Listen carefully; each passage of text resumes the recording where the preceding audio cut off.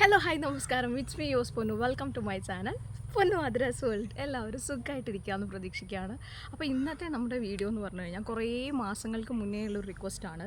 അതിപ്പോൾ കഴിഞ്ഞ ഒരു വർഷത്തിന് ശേഷമാണ് ഞാൻ ഈ വീഡിയോ ചെയ്യുന്നതാണ്. ഒരുപാട് പേര് റിക്വസ്റ്റ് ചെയ്തിരുന്നതാണ് എൻ്റെ ഡെലിവറി സ്റ്റോറി ഒന്ന് പറയുമോ എന്നുള്ളത്. ഞാൻ മുന്നേ പറഞ്ഞിട്ടുണ്ടായിരുന്നു എനിക്ക് PCOD ഉണ്ട്, ഹൈപ്പോതൈറോയിഡിസം ഉണ്ട്. അപ്പോൾ അത് ഒക്കെ ഉണ്ടായിട്ടും ചേച്ചി പ്രഗ്നൻ്റ് ആവാൻ അങ്ങനെ ഒരു ബുദ്ധിമുട്ട് ഉണ്ടായില്ലേ? അങ്ങനെയുള്ള ആൾക്കാർ ഒരുപാട് പേര് ചുറ്റിലുണ്ട്. അപ്പം എനിക്കറിയാം നിങ്ങൾ ഒരുപാട് പേര് ഇതേ അസുഖങ്ങളൊക്കെ ഉണ്ടായിട്ട് പ്രഗ്നൻ്റ് ആവാതെ വിഷമിച്ചിരിക്കണവരുണ്ട് എന്നുള്ളത്. അപ്പോൾ ഞാൻ വിചാരിച്ചു അതിനെക്കുറിച്ചൊന്ന് പറയാം എന്നുള്ളത്. എൻ്റെ ഒരു ഡെലിവറി സ്റ്റോറി, എൻ്റെ ഡെലിവറി എക്സ്പീരിയൻസ്, അതിനെക്കുറിച്ചൊന്ന് പറയാമെന്ന് വിചാരിച്ചു. ഡെലിവറി സ്റ്റോറി എന്ന് പറയുമ്പോൾ മൊത്തം 2 ഡെലിവറി കഴിഞ്ഞിട്ടുണ്ടല്ലോ. അപ്പോൾ രണ്ടിനെക്കുറിച്ച് പറയാം. ആദ്യത്തെ ഡെലിവറി PVS ഹോസ്പിറ്റലിലായിരുന്നു കേട്ടോ. PCOD പ്രഗ്നൻസി തന്നെയായിരുന്നു. PCOD ഉണ്ടെന്ന് ഡയഗ്നോസ് ചെയ്ത് ഡോക്ടർ പറഞ്ഞു ഇനിയിപ്പോൾ പ്രഗ്നൻ്റ് ആവാനൊക്കെ കുറച്ച് ബുദ്ധിമുട്ടായിരിക്കും, അപ്പോൾ നിങ്ങൾ പെട്ടെന്ന് തന്നെ പ്രഗ്നൻസി ട്രൈ ചെയ്യുന്നതാണ് നല്ലതെന്ന് പറഞ്ഞു. അപ്പോൾ ഞാൻ കല്യാണം കഴിഞ്ഞ് 1 വർഷം കഴിഞ്ഞിട്ടുണ്ടായിരുന്നു. ഏകദേശം ഒരു വർഷം 3-4 മാസമൊക്കെ ആയിട്ടുണ്ടായിരുന്നു. അപ്പോഴാണ് ഞങ്ങൾ അതിനെക്കുറിച്ച് സീരിയസ് ആയിട്ടൊന്ന് ചിന്തിക്കുന്നത്. കാരണം അതുവരെ കുറച്ച് കഴിഞ്ഞിട്ട് മതി കുട്ടികളൊക്കെ എന്ന് വിചാരിച്ചിരിക്കുകയായിരുന്നു കേട്ടോ. അപ്പോൾ എന്തോ ദൈവം സഹായിച്ച് പെട്ടെന്ന് തന്നെ പ്രഗ്നൻ്റ് ആവുകയും പിന്നെ കുട്ടിയാവുകയൊക്കെ ചെയ്തു. അങ്ങനെയാണ് ചോട്ടുൻ്റെ ഡെലിവറി കാര്യങ്ങളൊക്കെ. അപ്പോൾ ഈ PCOD ഉണ്ടെന്ന് ഡയഗ്നോസ് ചെയ്ത സമയത്ത് ഞാൻ അലോപ്പതി മെഡിസിനായിരുന്നു ആദ്യം കാണിച്ചിട്ടുണ്ടായിരുന്നത്. അപ്പോൾ അത് കാണിച്ചു, കുറച്ച് മെഡിസിൻസൊക്കെ എടുത്തു. പിന്നെ അതിൻ്റെ ഒരു ടോണിക് ഉണ്ടായിരുന്നു. ആ ടോണിക് പൊതുവേ പണ്ട് എനിക്ക് കഴിക്കാൻ ബുദ്ധിമുട്ടായതുകൊണ്ട് ഞാനത് കഴിച്ചില്ലായിരുന്നു. അപ്പോൾ ഞാൻ അതിൻ്റെ ഈ നമുക്ക് പുറകിലുണ്ടാവുമല്ലോ ഓരോ അതിൻ്റെ എന്താ പറയുന്നത് യൂസേജ് കാര്യങ്ങളൊക്കെ അതിൻ്റെ പുറത്തുണ്ടാവുമല്ലോ. അപ്പോൾ അത് ഞാൻ വായിച്ചു നോക്കിയ സമയത്ത് അതിനകത്ത് ഹോർമോണൽ ചേഞ്ചസ് വരുന്ന സമയത്ത് നമ്മളെ ബോഡി കുറച്ചുകൂടി വണ്ണം വെക്കും എന്നൊക്കെ ഉള്ള രീതിയിൽ ഞാൻ കണ്ടു. അന്ന് ഗൂഗിൾ ചെയ്ത സമയത്തോ മറ്റോ ഞാൻ കുറച്ചുകൂടി അതിനെ ഡീപ്പായിട്ട് നോക്കിയപ്പോൾ അങ്ങനത്തെ കുറച്ച് സൈഡ് എഫക്റ്റുകളൊക്കെ ഞാൻ ആ മെഡിസിന് കണ്ടിട്ടുണ്ടായിരുന്നു. അപ്പോൾ ഞാൻ ആ ടോണിക്ക് കഴിച്ചില്ലായിരുന്നു. എന്നിട്ട് ഞാൻ ആയുർവേദ മെഡിസിനിലേക്ക് മാറി. ആയുർവേദ മെഡിസിനിൽ ഞാനന്ന് ഡാഡിമാടി ഘൃതം, അത് എനിക്ക് എന്താ പറയുന്നത് അലർജിയുടെ പ്രശ്നം ഉണ്ടായിരുന്നു. അപ്പോൾ അതിനും ഈ PCODക്കും നല്ലതാണെന്ന് പറഞ്ഞിട്ട് എഴുതി തന്നൊരു നെയ്യായിരുന്നു കേട്ടോ. അതൊരു ഘൃതം എന്ന് പറയുന്ന ഒരു നെയ്യായിരുന്നു. അപ്പോൾ അതും കഴിച്ചു. ഞാൻ മെഡിസിൻ്റെ പേരൊന്നും എടുത്ത് പറയുന്നില്ല. അതിപ്പോൾ നമ്മളൊരിക്കലും ഒരാൾ പറയുന്ന മെഡിസിൻ കേട്ട് ഒരാൾ കഴിക്കാൻ പാടില്ല. എപ്പോഴും ഡോക്ടറിനെ കാണിച്ച് അവരുടെ ബോഡി ടൈപ്പ് അനുസരിച്ച് അവരുടെ അസുഖത്തിനനുസരിച്ച് പ്രിസ്ക്രൈബ് ചെയ്യുന്ന മാത്രമേ കഴിക്കാവുള്ളൂ. അത് ഞാൻ പ്രത്യേകം പറയട്ടെ. അപ്പോൾ ഞാൻ ഈ പേരിങ്ങനെ പറഞ്ഞു എന്നേ ഉള്ളൂ ഓർത്തപ്പം. അപ്പോൾ അത് കഴിച്ച് 1 മാസം കഴിച്ചു. 1 മാസം നമ്മൾ ട്രൈ ചെയ്തപ്പോഴേക്കും അടുത്ത മാസം തന്നെ പ്രഗ്നൻ്റ് ആയി. അത് എന്തോ ദൈവാനുഗ്രഹം കൊണ്ടാണ് അന്ന് അങ്ങനെ സംഭവിച്ചത്. അപ്പോൾ അത് കഴിഞ്ഞ് പിന്നെ എനിക്ക് കുറേ ബെഡ് റെസ്റ്റും കാര്യങ്ങളൊക്കെ ആയിരുന്നു. പൊസിഷൻ്റെ പ്രശ്നങ്ങളുണ്ടായിരുന്നു. അപ്പോൾ അങ്ങനെയൊക്കെ ഉണ്ടായിരുന്നു. ഞാൻ അന്ന് കുറേ ഡോക്ടർമാരെ മാറി കാണിച്ചിട്ടുണ്ട്. എനിക്കിങ്ങനെ ബെഡ് റെസ്റ്റൊക്കെ പറഞ്ഞുകൊണ്ട് ആദ്യം ഞാൻ അശോക ഹോസ്പിറ്റലിൽ, കോഴിക്കോട് അശോക ഹോസ്പിറ്റലിൽ പോയിട്ടുണ്ടായിരുന്നേ. അപ്പോൾ അന്ന് എനിക്ക് പെട്ടെന്നൊരു പെയിൻ വന്ന സമയത്ത് രാത്രി പോയപ്പോൾ അവിടെ എമർജൻസി എടുത്തപ്പോൾ പിന്നെ ഇനി നമ്മളവിടെ കാണിക്കുന്നതിൽ അർത്ഥമില്ലല്ലോ. നമ്മളിപ്പോൾ ഒരു ഡോക്ടറെ കാണിച്ച് അശോക ഹോസ്പിറ്റൽ പോലെ അതൊരു മെറ്റേണിറ്റി ഡെലിവറി മാത്രം ചെയ്യുന്നൊരു ഹോസ്പിറ്റലാണ്. അപ്പം അങ്ങനെയുള്ള ഒരു ഹോസ്പിറ്റലിൽ ഒരു എമർജൻസി കേസ് എടുത്തില്ല എന്നുണ്ടെങ്കിൽ നമുക്ക് ഇനി നാളെയും അവിടെ കൺസൾട്ട് ചെയ്യുന്നതിൽ കാര്യമില്ലല്ലോ. അപ്പോൾ അങ്ങനെ അവിടെ നിന്ന് മാറി നാഷണൽ ഹോസ്പിറ്റലിലെ ഭദ്രൻ എന്ന് പറഞ്ഞ ഡോക്ടറിനെ കാണിച്ചു. അതും കുറേ ആൾക്കാരെടുത്ത് അഡ്വൈസ് എടുത്തതിന് ശേഷമാണ് ആ ഡോക്ടറിനെ കാണിക്കുന്നത്. വളരെ സീനിയർ ആയിട്ടുള്ള ഡോക്ടറാണ്. അവിടെ കാണിച്ചു. ഒരു 5-6 മാസമൊക്കെ ആയപ്പോഴാണ് എൻ്റെ ഡെലിവറി സമയത്ത് ഡോക്ടർ ഉണ്ടാവില്ല എന്നറിയുന്നത്. അപ്പോൾ പിന്നെയും നമ്മൾ ആകെ പാനിക്കായി. അവിടുന്ന് പിന്നെയാണ് PVS ഹോസ്പിറ്റലിലേക്ക് മാറുന്നത്. അങ്ങനെ PVS ഹോസ്പിറ്റലിലെ ഡോക്ടറായിരുന്നു കാണിച്ചിട്ടുണ്ടായിരുന്നത്. ഡോക്ടർ കുൽജിത്ത് എന്ന് പറഞ്ഞ ഡോക്ടറിനായിരുന്നു കാണിച്ചത്. ഡോക്ടറൊക്കെ നല്ല ഡോക്ടറായിരുന്നു, കുഴപ്പമൊന്നും ഉണ്ടായിരുന്നില്ല. പക്ഷേ PVS ഹോസ്പിറ്റലിലെ എക്സ്പീരിയൻസ് എനിക്ക് ഭയങ്കര വേസ്റ്റ് ആയിരുന്നു. ലാബ് റൂം ആയിക്കോട്ടെ, ICU ആയിക്കോട്ടെ, എനിക്ക് ഭയങ്കര വേസ്റ്റ് എക്സ്പീരിയൻസ് ആയിരുന്നു. അത് അന്ന് PVS ഓപ്റ്റ് ചെയ്യാനുള്ള കാരണം വെച്ച് കഴിഞ്ഞാൽ അവിടെ ഇൻക്യുബേറ്ററും കാര്യങ്ങളൊക്കെ ഉണ്ട്. അപ്പോൾ അതൊക്കെ നോക്കിയിട്ടാണ് അവിടെ എടുത്തിട്ടുണ്ടായിരുന്നത്. പക്ഷേ അത് ഭയങ്കര, ഞാൻ വിചാരിച്ചിട്ടുണ്ട് ഇതിലും ഭേദം മെഡിക്കൽ കോളേജ് ഹോസ്പിറ്റലിൽ പോകുന്നതായിരുന്നു. കാരണം പല ആൾക്കാരും മെഡിക്കൽ കോളേജ് ഹോസ്പിറ്റലിൽ നഴ്സുമാർ അങ്ങനെ നോക്കില്ല, അങ്ങനെയൊക്കെ പല കാര്യങ്ങളും നമ്മൾ കേട്ടിട്ടുണ്ടല്ലോ. നമുക്കൊരു പേടിയാണല്ലോ പൊതുവെ അങ്ങോട്ട് പോകാനൊക്കെ. ഒരുപാട് പേഷ്യൻസ് ഉണ്ടാകുമ്പം അവർക്ക് ടേക്ക് കെയർ ചെയ്യാൻ ബുദ്ധിമുട്ടായിരിക്കുമല്ലോ. അപ്പം അങ്ങനെയുള്ള സ്ഥലത്ത് നമ്മൾ പോകുമ്പം നമുക്ക് പൈസയൊന്നും അധികം വരുന്നില്ല. ഇത് നമ്മൾ പ്രൈവറ്റ് ഹോസ്പിറ്റലിൽ പോയി പൈസ കൊടുത്തിട്ടും നമുക്ക് എന്താ പറയുക, അതിന് പറ്റിയിട്ടുള്ള ഒരു കെയറിങ്ങോ കാര്യങ്ങളോ ഒന്നും കിട്ടുന്നില്ല എന്ന് പറയുമ്പം നമ്മളങ്ങനെ ഒരു ഹോസ്പിറ്റലിൽ എടുക്കാതിരിക്കുന്നതായിരുന്നല്ല. ICU ഒക്കെ ഭയങ്കര പത്തറ്റിക് സിറ്റുവേഷൻ ആയിരുന്നു കേട്ടോ. കാരണം എന്ന് വെച്ച് കഴിഞ്ഞാൽ നമ്മളിങ്ങനെ വേദന കൊണ്ട് കരയുമല്ലേ. പക്ഷെ അന്നൊക്കെ എനിക്കെന്ന് പറഞ്ഞാൽ 10-25 വയസ്സേ ഉള്ളൂ ആ സമയത്ത്. അന്നത്തെ 25 വയസ്സെന്നൊക്കെ പറയുമ്പോൾ ഇന്ന് 25 വയസ്സുള്ള കുട്ടികൾക്ക് ഇതിനേക്കാളും പക്വതയല്ലേ. അന്ന് അതൊന്നും ഇല്ലല്ലോ. അപ്പോൾ നമ്മൾ എന്തെങ്കിലും ഒരു കാര്യം പറയുമ്പോൾ അവരൊന്നും മൈൻഡ് ചെയ്യുക പോലും ഇല്ല. അങ്ങനത്തെ ഒരു സംഭവമൊക്കെ ആയിരുന്നു. അപ്പോൾ അങ്ങനെ ഫസ്റ്റ് ഡെലിവറിയൊക്കെ കഴിഞ്ഞു. പിന്നെ ചോട്ടു വലുതായി. പിന്നെ എനിക്കൊരു രണ്ടാമത്തെ കുട്ടി എന്നുള്ളൊരു ചിന്തകളൊന്നും അങ്ങനെ അധികം ഇല്ലായിരുന്നു. ഞാൻ കുറച്ച് കോഴ്സുകളൊക്കെ ചെയ്യുന്നുണ്ടായിരുന്നു. അപ്പോൾ അതൊക്കെ കഴിയട്ടെ എന്ന് വിചാരിച്ചിങ്ങനെ ഇരിക്കുകയായിരുന്നു. പിന്നെ ഇടയ്ക്ക് ഞാൻ നന്നായിട്ട് വെയിറ്റ് കുറഞ്ഞു, നന്നായിട്ട് വെയിറ്റ് ഗെയിൻ ചെയ്തിരുന്നു. ഫസ്റ്റ് പ്രഗ്നൻസിയിൽ 74 kg ഉണ്ടായിരുന്നു. അവിടുന്ന് പിന്നെ ഞാൻ ഡെലിവറി ഒക്കെ കഴിഞ്ഞു, ഞാൻ നല്ല ഡയറ്റൊക്കെ ചെയ്തു, വെയിറ്റൊക്കെ കുറച്ചു. എൻ്റെ ഈ PCOD പിന്നെ ടെസ്റ്റ് ചെയ്തപ്പം PCOD ഒന്നും ഉണ്ടായിരുന്നില്ല. പിന്നെ ഇടയ്ക്ക് വീണ്ടും വണ്ണം വയ്ക്കാൻ തുടങ്ങി. അപ്പോൾ ടെസ്റ്റ് ചെയ്തപ്പോഴാണ് PCOD അഗെയിൻ വന്നത്. ഇതൊരു ഹൈഡ് ആൻഡ് സീക്ക് ഗെയിം പോലെയാണ് കേട്ടോ ഈ PCOD എന്ന് പറയുന്നത്. എൻ്റെ അടുത്ത് ഒരിക്കലും ഡോക്ടർ പറഞ്ഞതാണ്, ഇത് നമ്മളെപ്പോൾ നമ്മുടെ ലൈഫ് സ്റ്റൈൽ റൂട്ടീൻ ചേഞ്ച് ചെയ്യുന്നോ, നമ്മളെ കാര്യങ്ങളൊന്ന് മാറുന്നോ, അപ്പം നമുക്ക് ഈ സാധനം വീണ്ടും തിരിച്ചു വരും. നമ്മുടെ ബോഡി എപ്പോഴും അത് അവിടെ എവിടെയെങ്കിലും ഉണ്ടാവും. അതിങ്ങനെ ഒളിച്ചിരിക്കുന്ന പോലെ ഇരിക്കും. എപ്പോൾ വേണേലും നമുക്കത് പ്രത്യക്ഷപ്പെടാം. അതേസമയം നമ്മൾ നന്നായിട്ട് നമ്മളെ ലൈഫ് സ്റ്റൈൽ റൂട്ടീൻ ഒന്ന് കറക്റ്റ് ചെയ്തെടുത്തിട്ടുണ്ടെങ്കിൽ ഇതിനെ കളയുകയും ചെയ്യാം. അങ്ങനെ നമ്മൾ പേടിക്കേണ്ട ഒരു കാര്യമൊന്നുമല്ല. മനസ്സിലായോ? അപ്പോൾ അങ്ങനെ ഇരിക്കുന്ന ഒരു സിറ്റുവേഷനിലായിരുന്നു. അപ്പോൾ ചോട്ടു ഇങ്ങനെ ഭയങ്കരമായിട്ട് ഇങ്ങനെ പറയുന്നുണ്ടായിരുന്നു, എനിക്കൊരു അനിയനോ അനിയത്തിയോ വേണം, എനിക്ക് ആരുമില്ല അമ്മേ, എനിക്ക് ആരുമില്ല, എനിക്ക് സ്വന്തമായിട്ട് ഒരു കുട്ടിയെ വേണം, അങ്ങനെയൊക്കെ പറയുമായിരുന്നു. ഞാൻ കസിൻസിനൊക്കെ വാവയൊക്കെ ആകുമ്പം ചെറിയ കുട്ടീനെയൊക്കെ കാണുമ്പോൾ ഇവന് ഭയങ്കര ഇതായിരുന്നു. അപ്പോൾ ഞാൻ എന്നിട്ട് ഒരു ഡോളിനെ വാങ്ങിച്ചു കൊടുത്തപ്പോൾ എന്നോട് പറഞ്ഞു, എനിക്ക് ഇതിനെയല്ല അമ്മേ വേണ്ട, എനിക്ക് ജീവനുള്ള കുട്ടിയാണ് വേണ്ടത്. അപ്പോൾ അങ്ങനെയൊക്കെ പറയുമായിരുന്നു. അപ്പോൾ ഒരിക്കൽ ഞാനിപ്പോഴും ഓർക്കുക, എനിക്ക് ഈ തൈറോയ്ഡ് കുറച്ചിങ്ങനെ ഭയങ്കരമായിട്ട് കൂടി നിൽക്കുന്ന സമയത്ത് ഞാനൊരു ഡോക്ടറിനെ കാണിക്കാൻ വേണ്ടി പോയി.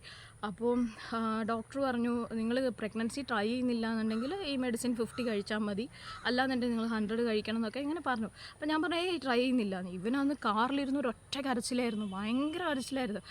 അന്നാണ് എനിക്ക് മനസ്സിലായത് ഇവൻ്റെ ഉള്ളിൽ ഇത്രയും ഭയങ്കര ആഗ്രഹമുണ്ട് എന്നുള്ളത്. അങ്ങനെ 2022 ഡിസംബർ സമയത്താണ് ഇവർ ശബരിമലയ്ക്ക് പോകുന്നത്. ശബരിമലയ്ക്ക് പോയപ്പോൾ ഇവൻ അവിടെ ഉള്ളുരുകി പ്രാർത്ഥിച്ചു എന്നാണ് എൻ്റെ അടുത്ത് പറഞ്ഞത്. ഉള്ളുരുകി പ്രാർത്ഥിച്ചു, എനിക്കൊരു വാവയെ കിട്ടണം എന്ന് പറഞ്ഞു പ്രാർത്ഥിച്ചു. എന്താ പറയുന്നത്, എൻ്റെ മനസ്സ് എങ്ങനെയാണ് മാറിയത് എനിക്കറിയില്ല.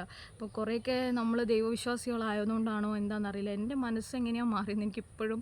അതുവരെ ഈ കുട്ടി വേണ്ട, ഇനി എനിക്ക് കഴിയില്ല എന്ന് പറഞ്ഞ് നിന്നിരുന്ന ഞാൻ ഈ ഹൈപ്പോതൈറോയിഡിസും എന്താ പറയുന്നത് ഈ PCODയും യൂട്രസിൽ സിസ്റ്റും കാര്യങ്ങളും ഒക്കെ ഉണ്ടായിട്ട് ഈ 75 കിലോ വെയിറ്റിൽ ഉള്ള സമയത്താണ് ഞാൻ പ്രഗ്നൻ്റ് ആവുന്നത്. അങ്ങനെ നമ്മൾ ട്രൈ ചെയ്തപ്പം ഒട്ടും അങ്ങനെ എക്സ്പെക്റ്റ് ചെയ്യുന്നൊന്നുമില്ല. പക്ഷേ ഇവർ ശബരിമലയ്ക്കൊക്കെ പോയി വന്നു. ജാനുവരിയിൽ നമ്മൾ എന്താ പറയുന്നത് ടെസ്റ്റ് ചെയ്ത് നോക്കിയ സമയത്ത് പോസിറ്റീവ് ആയിരുന്നു. അത് ഭയങ്കര ഒരു സന്തോഷവും ഭയങ്കര ഒരു അത്ഭുതമൊക്കെ ആയിരുന്നു. കാരണം ഞാൻ ആലോചിക്കുന്നില്ല ഇനി പ്രഗ്നൻ്റ് ആവും. ഒന്നാമത് നമുക്കിപ്പോൾ ഒരു 35 ഏജൊക്കെ ആകുമ്പോഴത്തേക്കും ഇനിയിപ്പം പ്രഗ്നൻസിയൊക്കെ ഭയങ്കര ബുദ്ധിമുട്ടുള്ളൊരു കാര്യമാണ്. അപ്പം ഈ പ്രശ്നങ്ങളും ഒക്കെ നിൽക്കുന്ന സമയത്ത് അപ്പം അങ്ങനെയാണ് ഞാൻ എഗെയിൻ പ്രഗ്നൻ്റ് ആവുന്നത്. പ്രഗ്നൻ്റ് ആയപ്പം തൊട്ടിട്ട് ഞാൻ പറയട്ടെ, ടു ബി വെരി ഹോണസ്റ്റ്, ഞാൻ കൺസൾട്ട് ചെയ്തിരുന്നത് കോപ്പറേറ്റീവ് ഹോസ്പിറ്റലിലാണ്. കോഴിക്കോട് കോപ്പറേറ്റീവ് ഹോസ്പിറ്റലിൽ ഡോക്ടർ മീനു ജസ്റ്റിനെയാണ് ഞാൻ കാണിച്ചത്. ഹൈലി ഞാൻ റെക്കമെൻഡ് ചെയ്യും കേട്ടോ. നിങ്ങൾക്ക് ആ ഹോസ്പിറ്റലും ഈ ഡോക്ടറിനെ ഞാൻ നിങ്ങൾക്ക് ഹൈലി റെക്കമെൻഡ് ചെയ്യും. ഇത് ഞാൻ വളരെ വൈകി പോയിട്ടുണ്ട് ഇടാൻ വേണ്ടിയിട്ട് ഈ വീഡിയോ. പക്ഷേ നല്ല ഡോക്ടറാണ്. നല്ല ഡോക്ടർ എന്ന് വെച്ച് കഴിഞ്ഞാൽ നല്ല ഡോക്ടർ. ഞാൻ അത്രയും എന്താ പറയുന്നത് ആത്മാർത്ഥമായിട്ട് പറയാണ് കേട്ടോ, അത്രയും നല്ല ഡോക്ടറാണ്. ഒരു പേഷ്യൻറ്റിനോട് എങ്ങനെ പെരുമാറണം, അല്ലെങ്കിൽ ഒരു പേഷ്യൻറ്റിൻ്റെ ഫാമിലീൻ്റെ അടുത്ത് എങ്ങനെ പെരുമാറണം. ഇപ്പം ഫസ്റ്റത്തെ പ്രഗ്നൻസിയിലൊക്കെ ഈ നമ്മൾ എന്താ പറയുന്നത് സ്കാൻ ചെയ്യാനൊക്കെ പോയി കഴിഞ്ഞാൽ നമ്മൾ ഫാമിലിയിൽ ആർക്കും ഒന്നും കാണിച്ചൊന്നും കൊടുക്കില്ലല്ലോ. ഇത് ഓരോ സ്കാനിങ്ങിലും ഡോക്ടറിനെ ചെയ്യുമ്പോൾ നമ്മൾ ഭർത്താവിനെയും കുട്ടീനെയും ഒക്കെ കാണിച്ചു വരും. ഇതാണ് കേട്ടോ, ഇതാണ് കണ്ണ്, ഇവിടെയാണ് വായ എന്നൊക്കെ പറഞ്ഞ് ഇങ്ങനെ കാണിച്ചു തരുമായിരുന്നു. അതൊക്കെ എത്ര കോപ്പറേറ്റീവായിട്ടാണെന്നറിയാം. അതുപോലെ എനിക്ക് ഇടയ്ക്കിടയ്ക്ക് ഈ പ്രശ്നങ്ങൾ വരുമായിരുന്നു. അതായത് ഓക്സിജൻ്റെ അളവ് കുറഞ്ഞു പോവുക, ബ്രീത്തിങ് ഇഷ്യൂസ് വരുമായിരുന്നു. അങ്ങനത്തെയൊക്കെ പ്രശ്നങ്ങൾ വരുമ്പോൾ ലാബ് റൂമിൽ ഞാൻ അഡ്മിറ്റ് ആവാറുണ്ട്. ഡോക്ടറെ ഞാൻ കുറേ തവണ പേടിപ്പിച്ചിട്ടുണ്ട്. അപ്പോൾ അങ്ങനെയൊക്കെ പോയി അഡ്മിറ്റ് ആവുന്ന സമയത്തും ലാബ് റൂമിലെ നഴ്സുമാരെന്ന് പറഞ്ഞാൽ എന്ത് നല്ല നഴ്സുമാരാണെന്നറിയോ. അത്ര നന്നായിട്ട് നമ്മൾ ടേക്ക് കെയർ ചെയ്യും. നമ്മളെ ഒരു ചെറിയ കുട്ടിയെ നോക്കുന്ന പോലെയാണ്. ഞാനൊക്കെ പറയുമ്പോൾ ഇത് രണ്ടാമത്തെ ഡെലിവറിയാണ്. അപ്പോൾ അവർക്ക് വേണമെങ്കിൽ ഇവർക്ക് കുറച്ച് ഏജുള്ളതല്ലേ, എക്സ്പീരിയൻസ്ഡ് അല്ലേ, അല്ലാതെ ഇന്നലെ കല്യാണം കഴിഞ്ഞ കുട്ടിയൊന്നുമല്ലല്ലോ. പക്ഷേ എന്താ പറയുന്നത്, ആ രീതിക്കായിരുന്നു ചെറിയൊരു കുട്ടിയെ നമ്മളെങ്ങനെയാണ് ടേക്ക് കെയർ ചെയ്യുക, അതുപോലെയായിരുന്നു അവിടുത്തെ ലാബ് റൂമിലെ നഴ്സുമാരൊക്കെ എന്നെ നോക്കിയിട്ടുണ്ടായിരുന്നത്. അപ്പം എനിക്ക് വളരെ നല്ലൊരു എക്സ്പീരിയൻസ് ആയിരുന്നു. എന്താ പറയുക, ഇനി ആരെങ്കിലും ഇപ്പം റീസെൻ്റ്ലി നിങ്ങൾ ആരെങ്കിലും കൺസീവ് ആയിട്ടുണ്ടെന്നുണ്ടെങ്കിൽ നിങ്ങൾക്ക് കാലിക്കറ്റ് ഉള്ളവരാണെന്നുണ്ടെങ്കിൽ ഓപ്റ്റ് ചെയ്യാൻ പറ്റിയൊരു ഹോസ്പിറ്റലും ഡോക്ടറും ആണ് കേട്ടോ, ഡോക്ടർ മീനു ജസ്റ്റിൻ. അപ്പോൾ അതായിരുന്നു എൻ്റെ ഒരു ഇതെന്ന് പറയുന്നത്. അപ്പം എനിക്ക് പ്രഗ്നൻസിയിൽ പിന്നെ അത് കഴിഞ്ഞ് ഡെലിവറി ഒക്കെ ആയി. ഞാനത് ശരിക്കും ഒരു വ്ളോഗ് പോലെയൊക്കെ എടുത്തു വെച്ചിരുന്നു കേട്ടോ. എൻ്റെ മറ്റേ ഫോണിലായിരുന്നു, ഐഫോണിലായിരുന്നു. അത് ഫുൾ ഐഫോൺ അടിച്ചു പോയി, അതിനകത്തുള്ള എല്ലാ സാധനങ്ങളും പോയി. എനിക്ക് അതുകൊണ്ട് ഒരുപാട് വിഷ്വൽസും കാര്യങ്ങളൊന്നും ആഡ് ചെയ്യാനില്ല. ഉള്ള എന്തെങ്കിലും വിഷ്വൽസ് ഈ ഫോണിനകത്തുണ്ടെന്നുണ്ടെങ്കിൽ ഞാൻ അതിനകത്ത് ആഡ് ചെയ്യാം കേട്ടോ. പിന്നെ എന്താ ഞാൻ പറയാൻ വന്നേ, അപ്പോൾ ഞാൻ 3 പ്രൊസീജിയറാണ് ചെയ്തിട്ടുണ്ടായിരുന്നത്. ഒന്ന് സി സെക്ഷൻ ആയിരുന്നു എൻ്റേത്. രണ്ടാമത്തെ കാര്യം, എനിക്ക് ഡെലിവറി സ്റ്റോപ്പ് ചെയ്തിട്ടുണ്ടായിരുന്നു. പിന്നെ ഈ പറഞ്ഞ മാതിരി യൂട്രസിൽ സിസ്റ്റ് ഉണ്ടായിരുന്നു, അപ്പോൾ അതുകൊണ്ട് അതും റിമൂവ് ചെയ്തിട്ടുണ്ടായിരുന്നു. അങ്ങനെ 3 പ്രൊസീജിയറായിരുന്നു അറ്റ് എ ടൈം ചെയ്തിട്ടുണ്ടായിരുന്നത്. അപ്പോൾ അതുകൊണ്ട് തന്നെ നല്ല പെയിൻഫുള്ളായിരുന്നു കേട്ടോ. ഈ ഡോക്ടർ പറഞ്ഞതെന്ന് വെച്ചാൽ നമ്മൾ ഈ സ്റ്റെറിലൈസേഷനും കൂടെ ഒരുമിച്ച് ചെയ്യുന്ന സമയത്ത് നമുക്ക് കുറച്ച് പെയിൻഫുള്ളായിരിക്കും എന്നാണ് പറഞ്ഞത്. അപ്പോൾ ആ സമയത്തൊക്കെ ആണെങ്കിൽ ഞാനിങ്ങനെ വേദന എടുത്ത് കരയുന്ന സമയത്ത് സിസ്റ്ററൊക്കെ എൻ്റെ അടുത്ത് വന്ന് പറഞ്ഞു, എന്തിനാ ഇങ്ങനെ വേദന സഹിക്കുന്നതൊന്നും വേണ്ട, നമുക്ക് സപ്പോസിറ്റർ വെച്ച് തരാം. കാരണം ഇഞ്ചക്ഷനായിട്ടോ ടാബ്ലറ്റായിട്ടോ എടുത്തിട്ടൊന്നും എനിക്ക് ആ പെയിൻ കില്ലർ ഒന്നും എഫക്റ്റ് ചെയ്യുന്നുണ്ടായിരുന്നില്ല. അപ്പോൾ സപ്പോസിറ്റർ വയ്ക്കുന്ന സമയത്ത് എനിക്ക് കുറച്ച് നല്ല റിലാക്സേഷൻ കിട്ടുമായിരുന്നു. അപ്പോൾ അങ്ങനെയൊക്കെ അവർ ചെയ്തു തരുമായിരുന്നു. അത്ര കോപ്പറേറ്റീവ് ആയിരുന്നു സിസ്റ്റേഴ്സൊക്കെ ആണെങ്കിലും. അതേ സമയത്ത് ഞാൻ നാഷണൽ ഹോസ്പിറ്റലിൽ നിന്നപ്പോഴാണെങ്കിലും ശരി, PVS ഹോസ്പിറ്റലിൽ നിന്നപ്പോഴാണെങ്കിലും നമ്മൾ പെയിനൊക്കെ എടുത്ത് നമ്മൾ കരയുവാണെങ്കിലും ഒന്നും സിസ്റ്റേഴ്സിന് ഇതൊക്കെ സ്വാഭാവികമല്ലേ, അല്ലെങ്കിൽ ഇതൊക്കെ എല്ലാവർക്കും ഉള്ളതല്ലേ എന്നുള്ളൊരു മനോഭാവമായിരുന്നു ഉണ്ടായിരുന്നത്. പക്ഷേ ഇവിടുത്തെ സിസ്റ്റേഴ്സൊന്നും അങ്ങനെയേ ആയിരുന്നില്ല. ആ ഡെലിവറി സ്റ്റോറിയിൽ ഇനി എന്തെങ്കിലും പറയാൻ വിട്ടുപോയോ എന്നൊന്നും എനിക്കറിയില്ല. ഞാൻ എന്തൊക്കെയോ പറയാൻ ആഗ്രഹിച്ചിരുന്നു. ഇപ്പം എനിക്ക് എങ്ങനെയായിരുന്നു അത് ആ പ്രഗ്നൻസി ഉണ്ടായിരുന്നതെന്ന് ഓർമ്മയുണ്ട്. ഞാനത് പോയ സമയത്ത് ചോട്ടുവിന് ഞാനിങ്ങനെ പ്രഗ്നൻ്റ് ആയ സമയത്ത് ഞാനിങ്ങനെ ടെസ്റ്റ് ചെയ്തിട്ട് ഞാനിങ്ങനെ കാണിച്ചപ്പം ഏറ്റവും കൂടുതൽ സന്തോഷിച്ചത് ചോട്ടുമായിരുന്നു കേട്ടോ. ചോട്ട് തുള്ളി ചാടുമായിരുന്നു. ഞാൻ അതൊക്കെ വീഡിയോ എടുത്ത് വെച്ചിരുന്നു. എനിക്ക് റിയലി മിസ് ഇറ്റ്. അപ്പോൾ അത് പിന്നെ ടെസ്റ്റ് ചെയ്യാൻ പോയ സമയത്ത് ചോട്ടു ഇങ്ങനെ ഭയങ്കരമായിട്ട് ഇങ്ങനെ തുള്ളി കളിക്കുമായിരുന്നു കേട്ടോ. ഫസ്റ്റ് ടെസ്റ്റ് ചെയ്യാൻ പോയ സമയത്ത് നമ്മളൊന്നുകൂടി കൺഫേം ചെയ്യാൻ വേണ്ടിയിട്ട്. ആ ടെസ്റ്റിൻ്റെ പേരൊക്കെ ഞാൻ മറന്നുപോയി. അത് ചെയ്യാൻ വേണ്ടി പോയപ്പം എന്നിട്ട് നേഴ്സ് പറഞ്ഞു ഇത്ര സമയം എടുക്കും അത്. പക്ഷേ ഇവൻ്റെ ആ എക്സൈറ്റ്മെൻറ്റും കാര്യങ്ങളൊക്കെ കണ്ടിട്ട് അവർ ആ റിസൾട്ട് അന്ന് തന്നെ ഞങ്ങൾക്ക് അയച്ചു തന്നു. അപ്പോൾ അതൊക്കെ ഭയങ്കര രസമായിരുന്നു. പിന്നെ ഓരോ മാസത്തെ ചെക്കപ്പിന് പോകുമ്പം ഈ ലിഫ്റ്റിലുള്ള ചേച്ചിമാരുടെ അടുത്തായാലും പിന്നെ കൺസൾട്ടേഷന് വരുന്ന സിസ്റ്റേഴ്സിൻ്റെ അടുത്തായാലും ഒക്കെ ഭയങ്കര കമ്പനിയായിരുന്നു. ഇപ്പോഴും ഞങ്ങൾ ആ ഹോസ്പിറ്റലിൽ പോകുമ്പോൾ ഈ ലിഫ്റ്റിലുള്ള ചേച്ചിമാരാണെങ്കിലും ഒക്കെ ഞങ്ങളെ ഭയങ്കര കാര്യമാണ് കേട്ടോ. എല്ലാവരും മറന്നിട്ടില്ല ഞങ്ങളിന്ന്. ഇത്രയും 1 വർഷം കഴിഞ്ഞു ഡെലിവറി കഴിഞ്ഞിട്ട്. പക്ഷെ ഇപ്പോഴും എല്ലാവർക്കും നല്ല ഓർമ്മയാണ്. നമുക്കൊരു വീട് പോലെ തന്നെ തോന്നും. നമുക്കൊരു ഹോസ്പിറ്റലിൽ പോയ പോലെയോ അങ്ങനെയൊന്നും തോന്നില്ല. പിന്നെ അവിടെ കുറച്ച് നല്ല കോട്ടേജസ് പോലെയുള്ള റൂമുകളുണ്ട്. അപ്പോൾ അതിലായിരുന്നു റൂം എടുത്തിട്ടുണ്ടായിരുന്നത്. അപ്പോൾ നല്ല റൂമും നല്ല സൗകര്യങ്ങളും കാര്യങ്ങളൊക്കെ ഉണ്ടായിരുന്നു. പിന്നെ ഡെലിവറിയുടെ മുന്നേ ആണെങ്കിലും നമുക്ക് ഡോക്ടർ ഇങ്ങനെ പറഞ്ഞു, ഡോക്ടറെ അടുത്ത് ഞാനാണ് അങ്ങോട്ട് പറഞ്ഞത്, എനിക്ക് ഇനി മുന്നോട്ട് കൊണ്ടുപോകാൻ വയ്യ. കാരണം ഓരോ മാസവും എങ്ങനെയൊക്കെയോ തള്ളി നീക്കി പോകുമായിരുന്നു. കാരണം ഓവർ വെയിറ്റ് ആയപ്പം എനിക്ക് ഈ ബ്രീത്തിങ് ഇഷ്യൂസ് വന്നതിന് ശേഷം പിന്നെ നിങ്ങൾക്ക് ഓർക്കുന്നുണ്ടാവും ചിലപ്പോൾ ഞാൻ വീഡിയോ ഒക്കെ ചെയ്ത സമയത്ത് ഭയങ്കരമായിട്ട് സഫക്കേഷനായിരുന്നു. എനിക്ക് സംസാരിക്കുന്ന സമയത്തൊക്കെ ബ്രെത്ത്ലെസ്നെസ് ഭയങ്കരമായിരുന്നു ഉണ്ടായിരുന്നത്. അപ്പം അത് ബുദ്ധിമുട്ടുള്ളതുകൊണ്ടാണ് വാവ 1 മന്ത് മുന്നേ ആണ് വാവനെ ഡെലിവറി ചെയ്യുന്നത്. അപ്പോൾ കുറച്ച് പ്രീമേച്ചറാണ് വാവ വേദു. അപ്പോൾ അങ്ങനെ ഡോക്ടർ പറഞ്ഞു അങ്ങനെയാണെങ്കിൽ ഇന്ന ഡേറ്റിൽ നമ്മൾ ചെയ്യാം എന്ന് പറഞ്ഞിട്ട് അങ്ങനെ സി സെക്ഷൻ ചെയ്യുമായിരുന്നു. സി സെക്ഷൻ ചെയ്തപ്പോൾ ആക്ച്വലി നമ്മൾ കണ്ണിൻ്റെ അവിടെ ഹൈഡ് ചെയ്യുമെങ്കിൽ പോലും ഞാനിങ്ങനെ മുകളിലോട്ട് നോക്കിയപ്പോൾ ഒരു ലൈറ്റ് ഉണ്ടായിരുന്നു. ആ ലൈറ്റിൻ്റെ ഇതിൽ ഫുൾ സർജറി ഞാൻ കാണുന്നുണ്ടായിരുന്നു കേട്ടോ. എനിക്കങ്ങനെ പേടിയൊന്നും തോന്നിയില്ല. ഞാനതിങ്ങനെ ഭയങ്കര ഒരു എന്തോ ഒരു ഇതിലിങ്ങനെ കണ്ടുകൊണ്ടിരിക്കുകയായിരുന്നു. അവരിങ്ങനെ ഓരോ ലെയറായിട്ട് വയറ് കീറുന്നതും വാവയെ ഇങ്ങനെ പുറത്തേക്ക് എടുക്കുന്നതും അതൊക്കെ ഞാനിങ്ങനെ ശരിക്കും കാണുന്നുണ്ടായിരുന്നു. പിന്നെ വാവേനെ പൊക്കി കാണിച്ചു തന്നു, ബോയ് ആണെന്ന് പറഞ്ഞു.